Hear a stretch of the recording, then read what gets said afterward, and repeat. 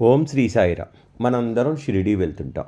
షిరిడీ వెళ్ళినప్పుడు అష్టలక్ష్మి మందిరం చూస్తుంటాం. దానినే మహాలక్ష్మి మందిరంగా పిలుస్తుంటారు. పింపుల్వాడి రోడ్లో పిలిగ్రిమ్స్ ఇన్ హోటల్ పక్కన ఉంది ఈ పురాతన దేవాలయం అండి. అష్టలక్ష్మి దేవతలకు అంకితమైంది. మరి ఇది షిరిడీ యొక్క ఆధ్యాత్మిక చరిత్రలో ఒక ప్రత్యేకమైన స్థానం ఉంది. షిరిడీ వెళ్ళిన వాళ్ళందరూ అష్టలక్ష్మి దేవాలయంకి వెళ్ళి ఖచ్చితంగా దర్శించుకుంటారు. శ్రీ సాయి సచ్చరిత్ర 13 అధ్యాయంలో ఒక చిన్న కథ ఉందండి. ఆ కథ ద్వారా ఈ మందిరానికి చక్కటి బాబా లీల ప్రాముఖ్యత చెందింది. అదేమిటే అంటే బాలగణపతి షింపి అనే వ్యక్తి మలేరియా బారిన పడ్డాడండి. ఎన్ని ఔషధాలు వాడినా, ఎన్ని చికిత్సలు చేసినా అతనికి మలేరియా తగ్గలేదు. చివరికి వచ్చి శ్రీ సాయిబాబాను శరణ వేడాడండి. ఆయన పాదాలు పట్టుకొని తగ్గించమని శరణ వేడాడు. అప్పుడు బాబా గారు ఏం చెప్పారు? బాలా, నువ్వు మహాలక్ష్మి మందిరానికి వెళ్ళి నల్ల కుక్కకు పెరుగన్నం భోజనం పెట్టు అని చెప్పారు. ఈ మాటలు విన్న బాలశింపే అసలు ఆలోచించలేదండి.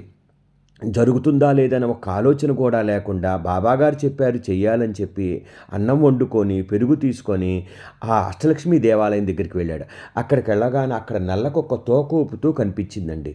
ఆ నల్లకుక్కకి అన్నం పెట్టగానే అది వెంటనే తినేసింది. తర్వాత బాలాకు మలేరియా నుండి వెంటనే ఉపశమనం కలిగింది.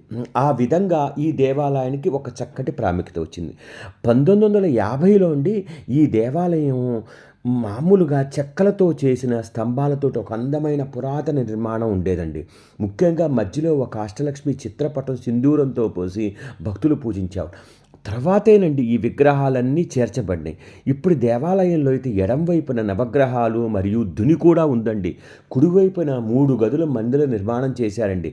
మొదటి గదిలో అష్టలక్ష్మి దేవతల విగ్రహాలుగా ఉన్నాయండి.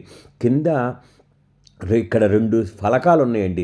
పై వాటిని తర్వాత ఏర్పాటు చేయగా కింద వాటి ఫలకం చాలా పురాతనమైందండి. అంటే మొట్టమొదటగా ఉన్నదండి. రెండో గదిలో మహాలక్ష్మి విగ్రహం ఉందండి. మూడో గదిలో దుర్గాదేవి విగ్రహం ఉంది. ఆమె ముందు శివలింగం ఉంది, పరమేశ్వరుడు ఉన్నాడు, నంది కూడా ఉన్నాయండి.